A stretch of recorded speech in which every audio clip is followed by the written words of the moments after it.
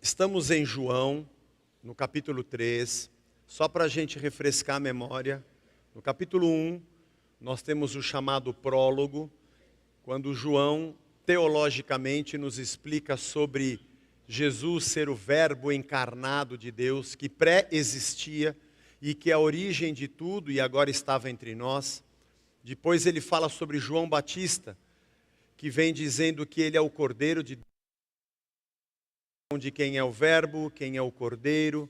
O capítulo 2 nós já passeamos por ele, quando há uma festa em Caná da Galileia, e Jesus transforma a água em vinho, e fala sobre a verdadeira purificação, o verdadeiro vinho, o verdadeiro sangue, a verdadeira água, a verdadeira festa, o verdadeiro noivo e a verdadeira noiva. Ele usa aquela cena de uma festa e um sinal para exemplificar a sua obra. Depois nós chegamos no final do capítulo 2, quando nós tivemos aqui um domingo muito importante, quando João diz que Jesus conhecia a natureza humana, e nós pudemos falar um pouquinho sobre quem somos, a nossa essência pecaminosa, a queda, e esse mal que está entranhado em nós. E aí chegamos no capítulo 3, semana passada começamos o capítulo 3 com Nicodemos, um homem muito importante, um judeu proeminente, provavelmente membro do Sinédrio, um fariseu, vai procurar Jesus, e Jesus diz a ele que é necessário nascer de novo, para ver o reino, para entrar às portas desse reino, é necessário nascer de novo.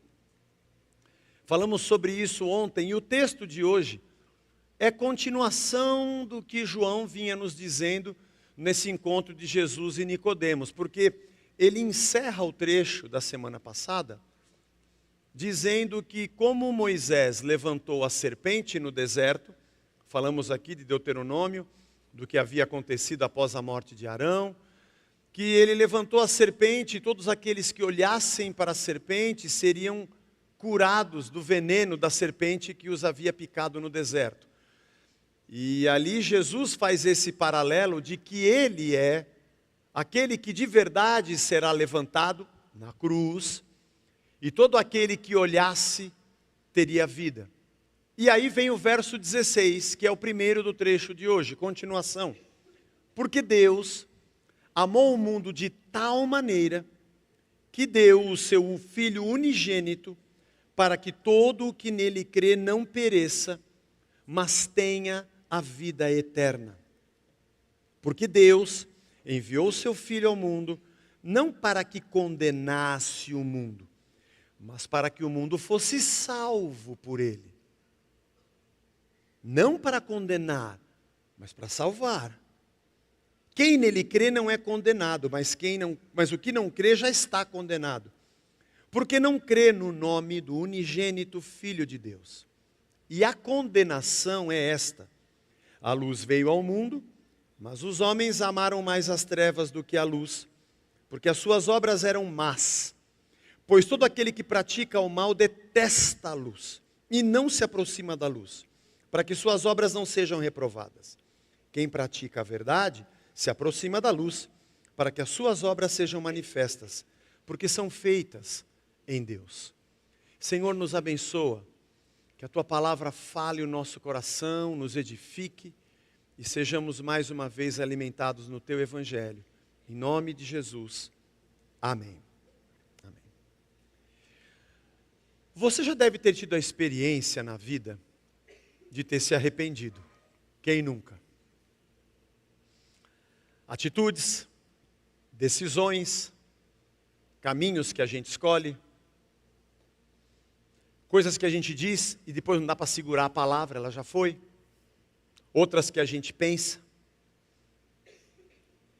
E quando esse arrependimento acontece, pode ser em dois âmbitos: de maneira privada, só eu sei o que passou pela minha cabeça, a decisão que eu tomei, e eu me arrependo e falo: Senhor, me perdoa, tem misericórdia, como é que eu pude fazer uma coisa dessa, dizer uma coisa dessa? Deus, me ajuda. Até é mais fácil.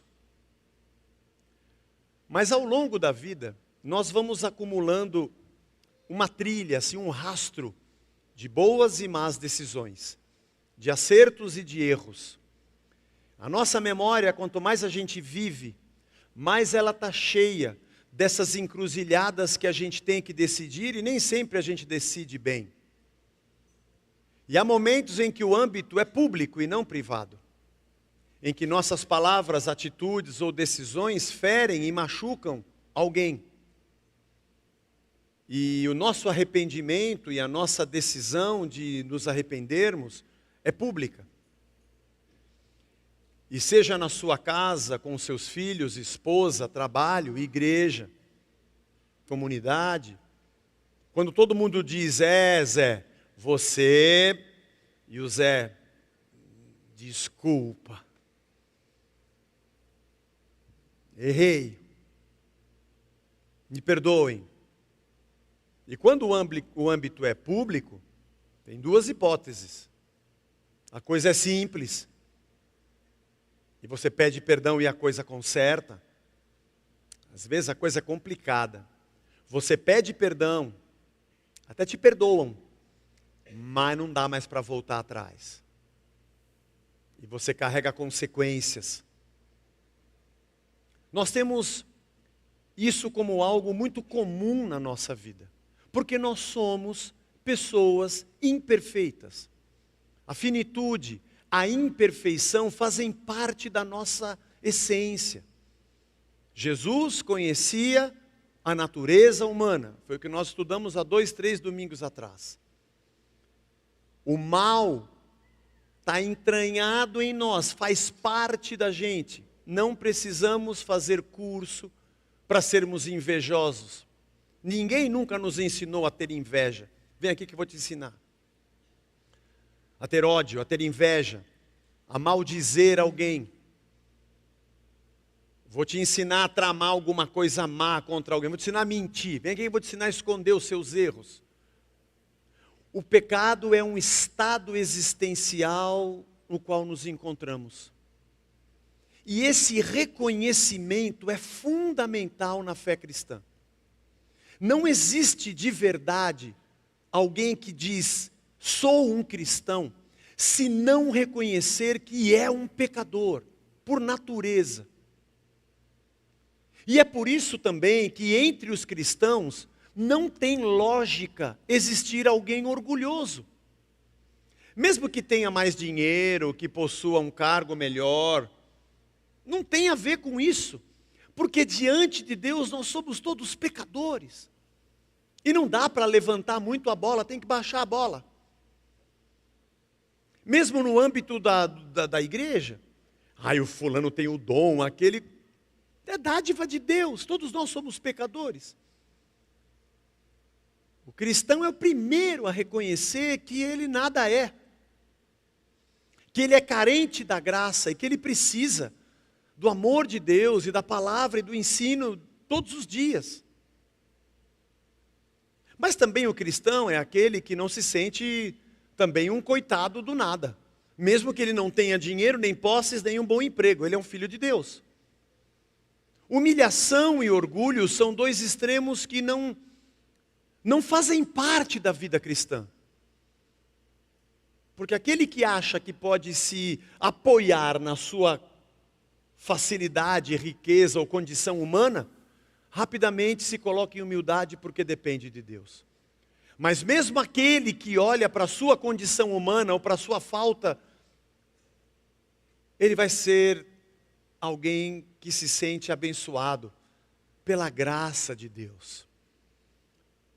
Um professor nosso e amigo lá no seminário, o professor Marcos, diz que ao pé da cruz o terreno é plano. Nós estamos tudo no mesmo nível no pé da cruz. Porque todos nós somos dependentes da graça de Deus. E ninguém pode se aproximar de Cristo e de verdade ter vida sem reconhecer que sem Jesus nada é. Você deve se lembrar daquela passagem que um jovem rico vai conversar com Jesus e pergunta o que é necessário para entrar na vida eterna. E Jesus diz, cumpre os mandamentos. Honra teu pai e tua mãe, né? Vai ter só um Deus diante de mim, cumpre os mandamentos. E ele fala, isso eu já faço. E aí Jesus diz, então vende o que você tem, dá para os pobres e me segue. Se você já faz tudo, e você não se sente como alguém que pertence à vida, então tudo que você tem é nada. E você está entendendo que eu sou tudo. Então larga o nada e venha para o tudo. E ele era dono de muitas propriedades e vira as costas e diz o texto que ele não segue Jesus. Essa decisão, ela está afiada no fato de que eu reconheço que sem Ele eu nada sou. Quando Nicodemos vai conversar com Jesus, nós falamos isso semana passada, o princípio que nos parece é que ele tem mesmo uma dúvida, ele quer entender quem é Jesus, o seu ministério, como um mestre que cresce e se desenvolve fora do eixo dos mestres daquele momento, da cultura daquele primeiro século, da religião judaica, da tradição rabínica de ensino, mas com muita sabedoria, e ele vai ali para conhecer Jesus, e Jesus diz para ele, tem que começar tudo de novo. É impossível me aproximar de Jesus, achando que eu estou no topo, precisando só de uma cerejinha no bolo. A disposição é de nascer de novo, e de deixar tudo para trás. Reconhecendo que nada somos. É por isso que o amor de Deus se evidencia tanto. Porque Deus amou o mundo de tal maneira, mas de um jeito. E amou muito porque Ele olha para o ser humano decaído. Porque, irmão, se tirar de nós aqui, vamos ser bem sinceros, se a gente tirar de nós o Evangelho, as referências da verdade, o ensino de Deus e a presença do Espírito e a imagem de Cristo para a gente se balizar, se tirar isso de nós, o que sobra? Isso aqui. Bicho solto. Sobra o nosso mal, sobra a nossa ganância, a nossa inveja. O mundo que a gente assiste está cada vez mais triste. Mais triste. As notícias das guerras e mortes e as decisões que os homens tomam são tristes demais.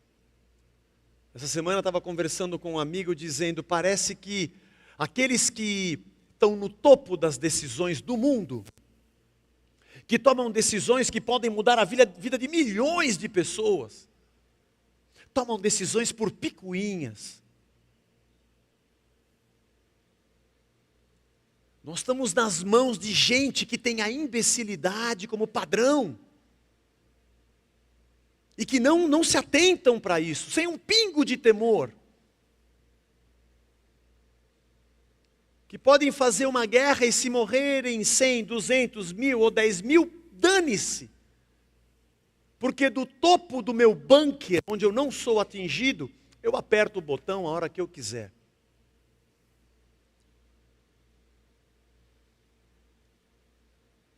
Não citando um filósofo, mas um bom roqueiro, Roger Waters. No final de tudo, nós somos só mais um tijolo na parede. Só. Um número. Portanto, aquele que se aproxima de Deus sabe que é dependente da graça. E que Deus tem um amor de tal maneira que entregou o seu filho por isso aqui. É possível que alguém olhe para uma pessoa que tenha valor e diga, isso aqui é um artista, hein? Acho que se eu investir aqui um dinheiro, depois eu posso ganhar lá. Opa, esse cara tem um talento, hein? Podia fazer uma sociedade com ele, a gente investe e ele produz e todo mundo ganha. É muito fácil encontrar alguém que possa fazer um sacrifício porque tem benefício. E porque vale a pena se sacrificar em união com alguém que tem talento ou algum recurso que possa trazer algum lucro, algum dividendo. Mas Deus, diz Paulo em Efésios, prova o seu amor para conosco, no fato de que Cristo morre por nós e a gente não valia nada. Talvez o amor que mais se assemelha ao amor de Deus seja o amor de mãe. Que às vezes o filho entra por caminhos terríveis e a mãe está sempre ali. Não porque ela vai ter algo em troca, mas porque o amor dela é dádiva. Dádiva. Dádiva. O amor de Deus é tamanho que Deus entrega o seu Filho unigênito para que aquele que crê tenha vida.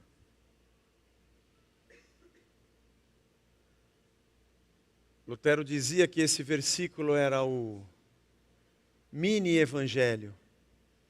Você quer entender o que é o evangelho? É um ser humano em farrapos, sabendo que está em farrapos, porque tem muita gente que come mortadela e arrota presunto. Mas ele está em farrapos e sabe que é um farrapo. E diz: obrigado, Jesus, pelo teu amor. Obrigado, Senhor, por ter entregado o teu Filho. Mas o verso 17 diz que Deus envia o Filho não para condenar o mundo, não para que condenasse o mundo, mas para que o mundo fosse salvo por ele. Eu vou ler de novo o verso 17. Deus enviou o seu Filho ao mundo não para que condenasse o mundo, mas para que o mundo fosse salvo por ele. Se não tivesse escrito aqui, eu poderia tomar todas as pedradas, mas é uma pena que esteja escrito. É uma pena que esteja escrito que Jesus não veio para condenar o mundo, mas para salvá-lo. Porque a avassaladora maioria dos crentes que eu conheço se alegram com o fato de que ter um porrete na mão numa rede social é motivo de satisfação, alegria e espiritualidade. Pecador, vai para o inferno, Deus não gosta de você, Deus não está aí, você está fora da unção, está fora da visão. É uma loucura de condenação.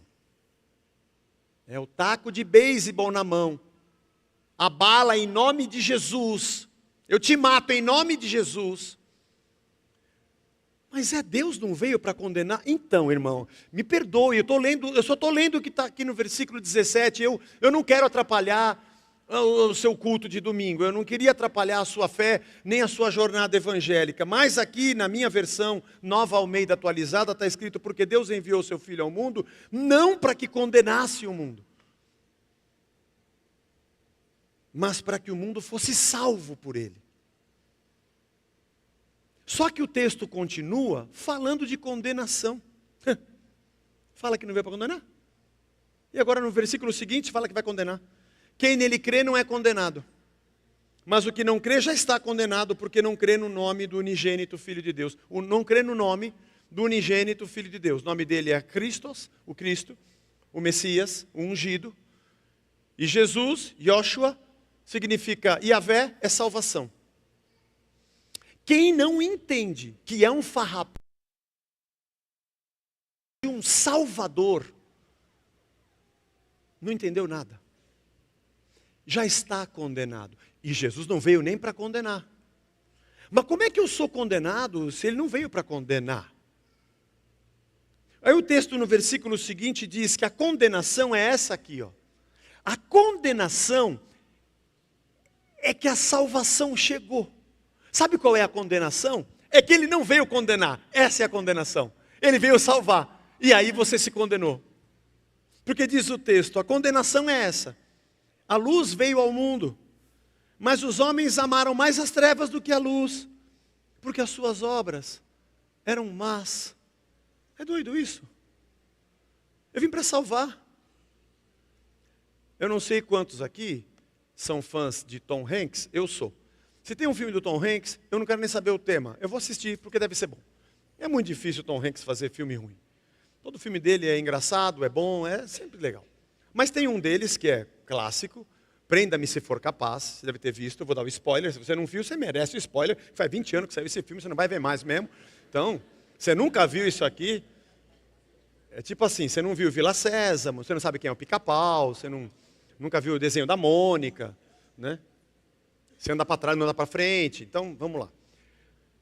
Mas ele é um investigador de polícia que está perseguindo o Leonardo DiCaprio, que é um falsante. Ele falsifica cheques, né? E tem uma vida nababesca só de sendo um falsário. Ele é preso no fim do filme e depois de um tempo preso, ele é procurado de novo, o Tom Hanks vai procurá-lo, para saber se ele não quer trabalhar para o governo agora. Já que você conhece tudo sobre falsificação, você vai ajudar a polícia a desvendar outras falsificações. Em troca disso, você fica sob custódia, mas fica livre. Senão é prisão perpétua. E ele fala, tá bom. E na primeira semana ele trabalha, você já viu o filme, e chega no fim de semana é livre, e o que dá na cabeça dele? Vou fugir. Falsifica de novo os uniformes de piloto, né? de avião, e vai para o aeroporto. E ele fugiu o filme inteiro, fugiu por anos, conseguiu se esconder por anos. E aí o Tom Hanks chega naquele corredor, para mim é a cena que mais me toca nesse filme. Tem muito evangelho nessa cena. Em que ele vem e fala, para onde você vai? Você está fugindo? E ele está ali com a malinha, vai fugir, e ele fala, não tenta me impedir. Não tenta me impedir, você mentiu para mim, porque ele inventa uma história, você falou que não tinha filha, que tinha filha. Tá, eu vou fugir, tá bom. Mas aí ele fala uma coisa assim muito interessante, ele chama Cal, né? Cal, olha para trás, no corredor. Não tem ninguém te perseguindo. Não tem nenhum policial atrás de você, nem eu estou aqui armado, estou aqui. Só vim para te falar que você faz o que você quiser. Quando eu vi essa cena, eu lembrei desse versículo. Eu não vim aqui para te condenar. Aliás, eu te abri o caminho para você ser salvo. Não sei se você está entendendo. Não tem nenhum policial atrás de você. E não tem ninguém aqui te apertando para você dizer, me larga que eu vou fazer o que eu quero. Não tem ninguém. Talvez a sua condenação, e você não percebeu, é exatamente fazer o que você quer.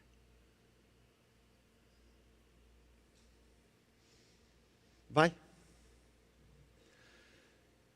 Muita gente, nesse tempo que a gente vive, o espírito da nossa época, diz para nós, que você vai ser de verdade feliz, de verdade, quando você puder fazer o que você quer. Você vai ser feliz quando tudo que você deseja puder ter vazão e se realizar. Quer saber o que é ruim? É gente que te impede. São pessoas que vão contra você. Gente negativa, que diz que você não deve, que você não pode e que não vai ser bom para você. O que você precisa é se desvencilhar das vozes que se opõem à sua liberdade. E o que você precisa é dar vazão ao seu desejo. E assim você vai ser feliz. Só que a fé cristã diz exatamente o contrário. É gente que diz, Senhor, por favor, não me deixa fazer o que eu quero. Quando Deus falou com Caim, antes dele matar Abel, cadê teu irmão? Por acaso eu sou guardador do meu irmão? Não sei onde é que ele está. Cuidado, a Caim, porque o teu desejo será contra você, mas a ti cumpre dominá-lo. O meu desejo é contra mim, lógico. Se eu entendo que a minha essência é pecaminosa, se eu entendo que a maneira que eu vivo é uma maneira que tem o mal e o pecado entranhado na minha essência, e a minha inclinação natural da carne é para a morte, como é que eu posso confiar na minha cabeça e no que eu sinto? Ao longo da minha caminhada pastoral, algumas vezes, a gente atende gente, faz aconselhamento, fala com jovem, idoso, casais. Mas acho que quem é pastor já passou por isso. De pessoas que dizem assim, me ajuda. Eu preciso de amigos. Eu preciso encontrar uma comunidade de gente que me apoie. Porque de tempos em tempos eu tropeço e caio de novo. E eu preciso de alguém que me puxe. Eu preciso de gente que me diga não. Eu preciso de alguém que me ame a ponto de se negar a me ajudar. E me puxar para trás e dizer volta. Porque nós achamos que o amor é o incentivo. E não percebemos que talvez na maioria das vezes nesse mundo decaído, a expressão de amor é exatamente quem me segura e diga eu te amo. E eu não vou deixar você morrer nesse buraco. Porque nós não compreendemos. Nos revoltamos contra os nossos avós, nossos pais, nossos amigos. Vocês me seguram, não deixam eu ser quem eu sou. Então vai, não tem ninguém te segurando. Jesus não veio para condenar, mas Ele trouxe a luz. E o texto diz para a gente que quando Ele trouxe a luz, o julgamento é esse. A luz veio ao mundo. E os homens amaram mais as trevas do que a luz. Porque as suas obras eram más. Eu não vim para condenar. Eu só vim com a lanterna. Mas quando eu acendi a lanterna, você correu para o escuro. Nós nos preocupamos muito com o juízo final, né? Zé, como é que vai ser o juízo final? Você tem a data? Você sabe qual vai ser o fórum? Qual a vara? Né? Vai poder ter advogado? Não sei se você sabe, mas a palavra apocalipse não significa profecia futura. Não sei se você sabia. Apocalipse significa revelação. O livro do Apocalipse é muito mais preterista do que futurista, não sei se você sabe. Ele é muito mais o descortinar de uma realidade do que a projeção futura do que vai acontecer. O Apocalipse está em curso há muito tempo, desde a cruz. Desde a cruz. O que lá está revelado é do que acontece na naturalidade entre céus e terra. Nessa lógica da salvação e a luz e da escolha das trevas. E a gente fica muito preocupado com o juízo final, porque a gente acha que a salvação é para o lugar que eu vou. Eu quero saber se eu vou para o céu ou se eu vou para o inferno. Eu quero saber. Que lugar que eu vou quando eu morrer? Mas a salvação tem a ver conosco hoje. Não é só ser salvo de um julgamento, se eu vou para o céu ou para o inferno. É ser salvo de você, ser salvo de mim. É ser liberto desse mal que me habita e que eu não consigo dizer não. Porque o meu problema não é fazer o que eu quero. O problema é exatamente o que eu quero. Como diz o apóstolo Paulo, o bem que eu quero fazer eu não consigo e o mal que eu não quero, esse eu faço. Mas que desgraça que eu sou. Quem vai me livrar desse corpo carnal e desse desejo? O problema não é saber se você pode fazer o que você quer. A pergunta é, por que você quer o que você quer? E liberdade não é poder fazer o que quer. Liberdade é poder mudar o que se quer. Isso a gente não consegue. Você até pode fazer o que você quer, mesmo que seja uma grande besteira. Difícil é você arrancar de você o desejo de fazer besteira. Isso é que nos seduz e é isso que nos escraviza. Nós somos escravos do nosso próprio desejo. O meu problema sou eu. E essa vontade de estragar e arrebentar. E quando eu me aproximo de Cristo, o detalhe da onde eu vou quando isso aqui acabar é muito pequeno, porque para onde eu vou já começou agora onde eu estou. Sua palavra, o seu Espírito habitando em nós, para nos salvar de nós mesmos. Um dia eu falei uma coisa aqui, fui bastante criticado, vou falar de novo para me criticarem mais. Eu não acredito em fazer oração para um casal ser abençoado. Essa oração se autodestruirá em 5 segundos quando você passar por aquela porta. Você continua sendo um ogro.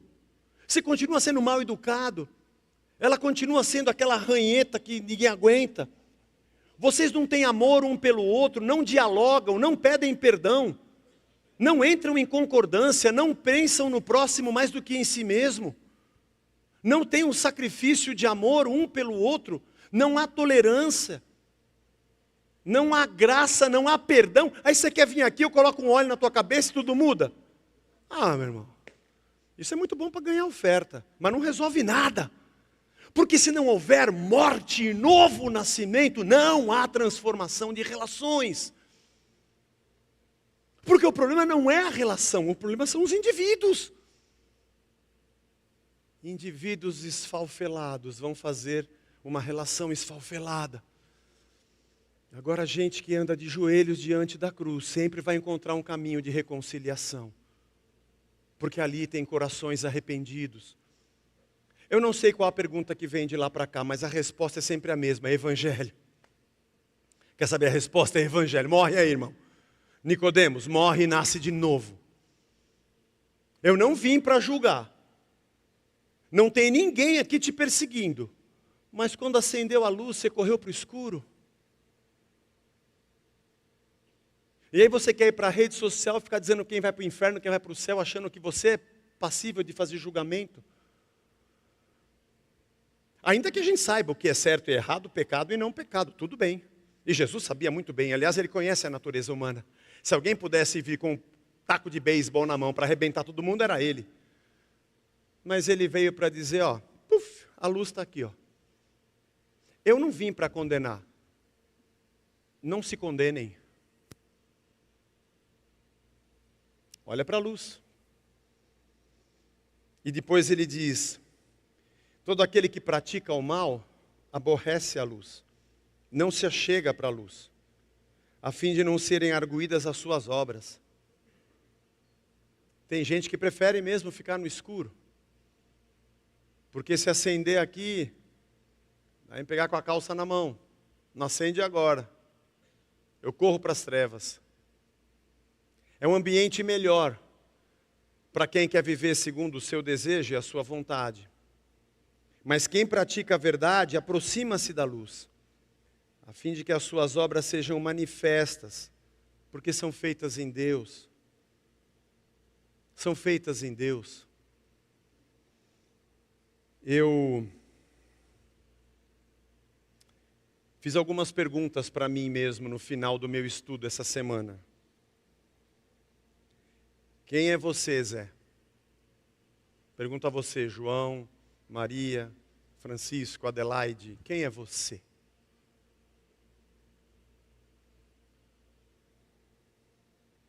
Se acender a luz agora e puder de forma pública mostrar quem nós somos, de verdade, nós vamos amar essa luz ou vamos correr para a escuridão?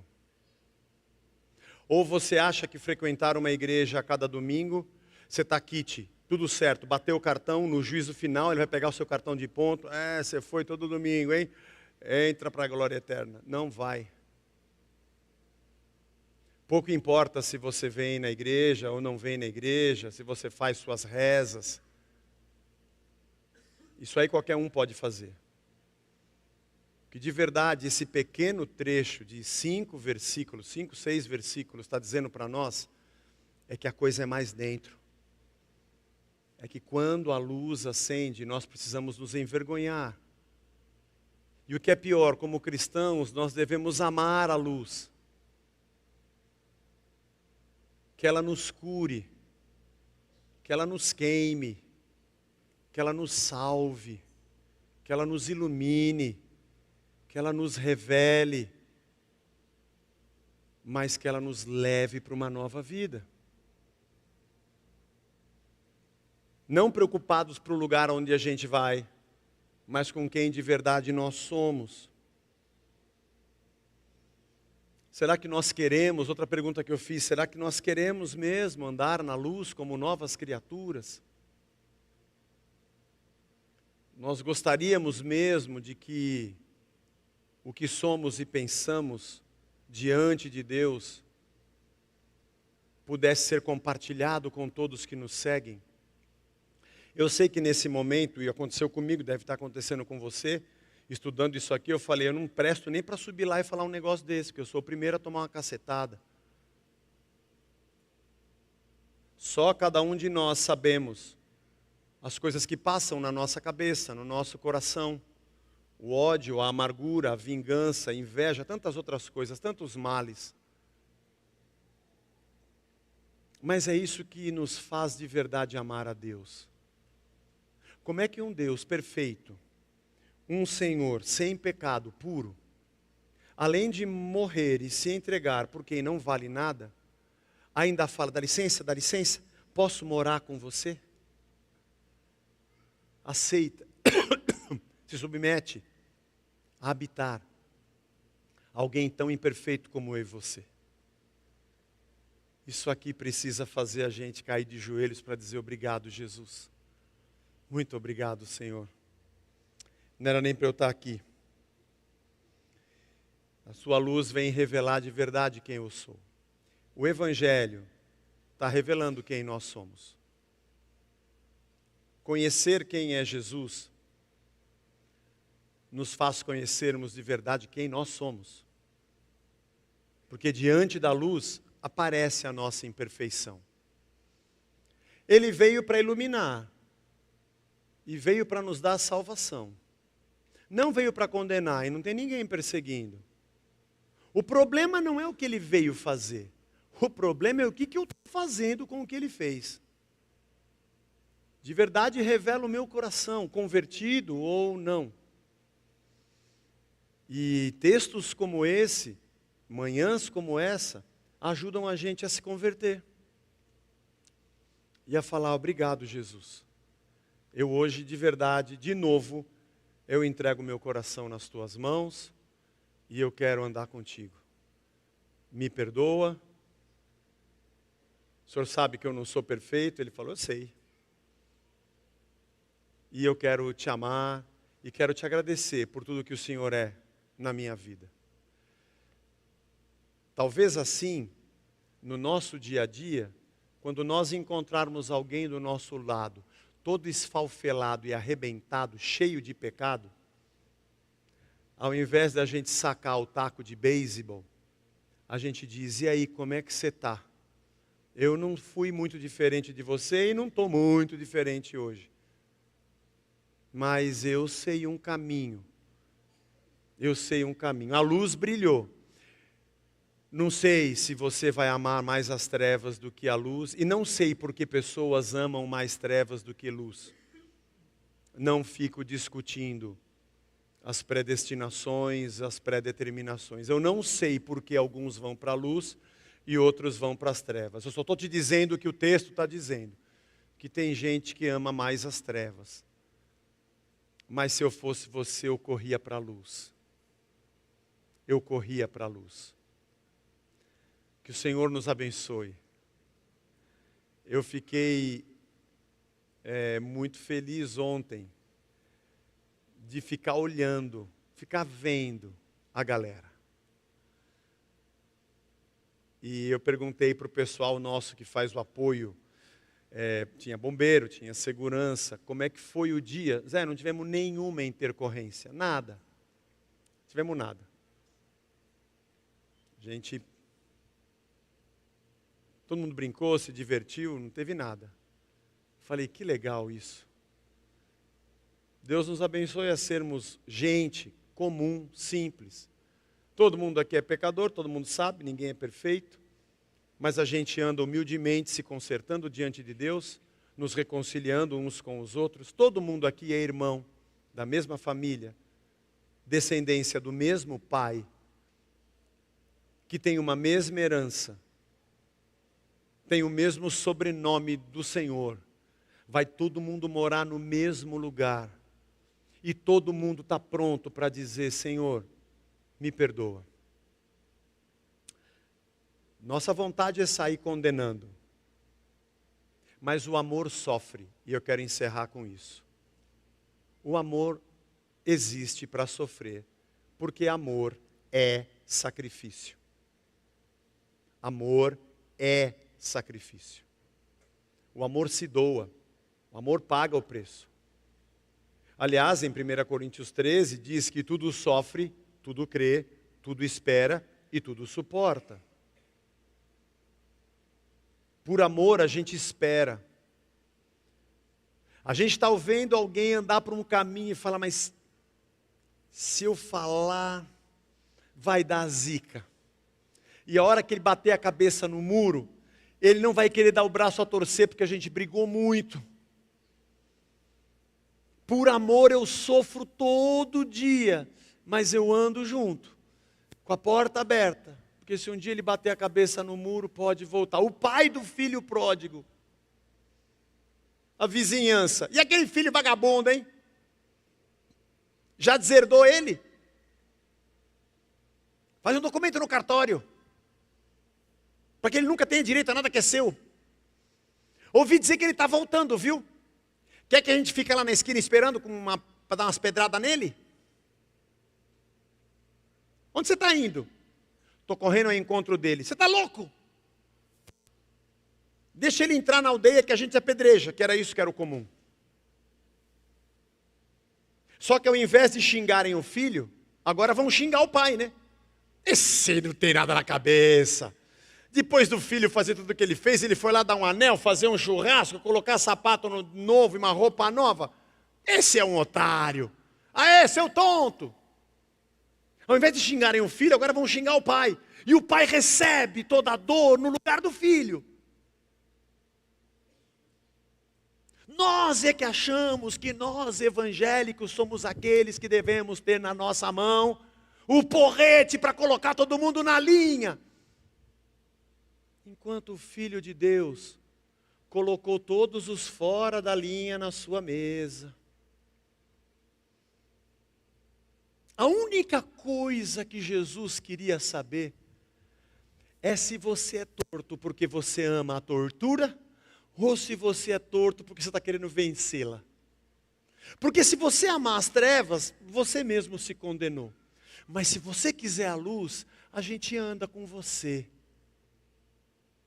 As milhas necessárias, porque reto mesmo não tem ninguém. Eu estou vendo a trave no teu, o cisco no teu olho, mas eu tenho uma trave no meu. Eu te perdoo da dívida, porque o meu Senhor me perdoou 30 talentos de prata. Você acha que eu não vou perdoar os seus 200 denários? Só a gente sabe o quanto a gente deve para Ele. Entre nós aqui, reino de Deus. Quem somos nós? Entre as trevas e a luz, para onde a gente vai correr? Isso diz muito a respeito de quem somos. Deus nos abençoe. Amém. A sermos a igreja de Jesus e a amá-lo e a adorá-lo pelo tamanho amor com que nos amou. Vamos ficar de pé, vamos agradecer.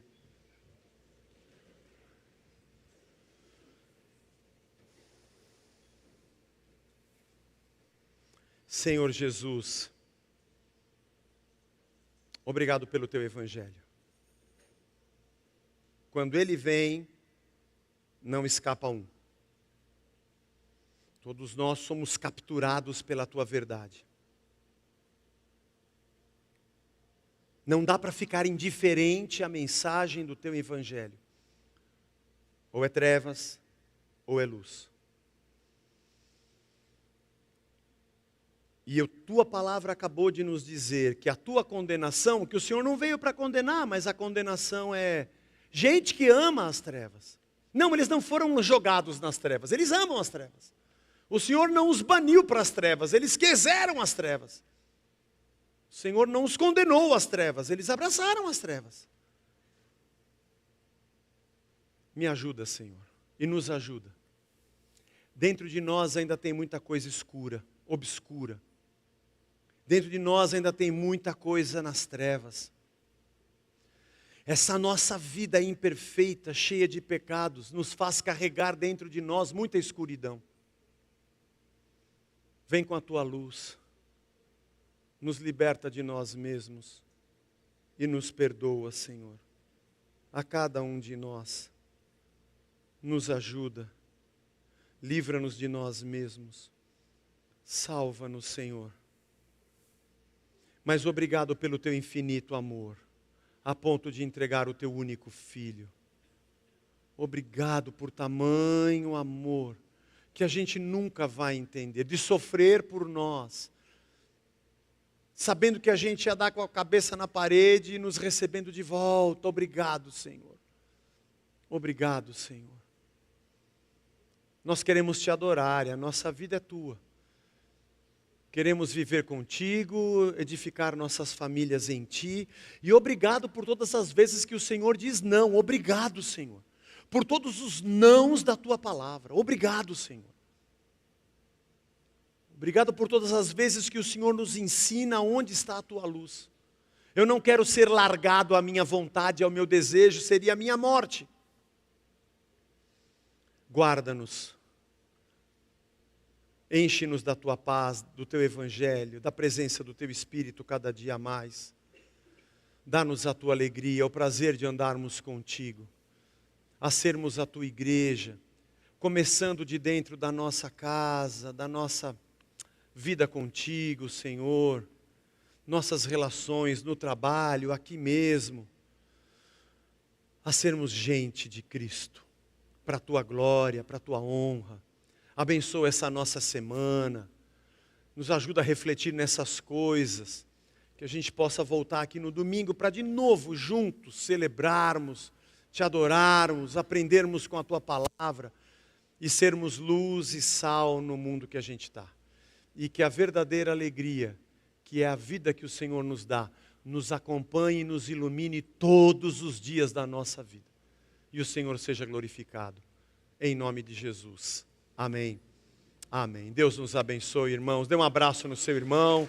Até a próxima semana.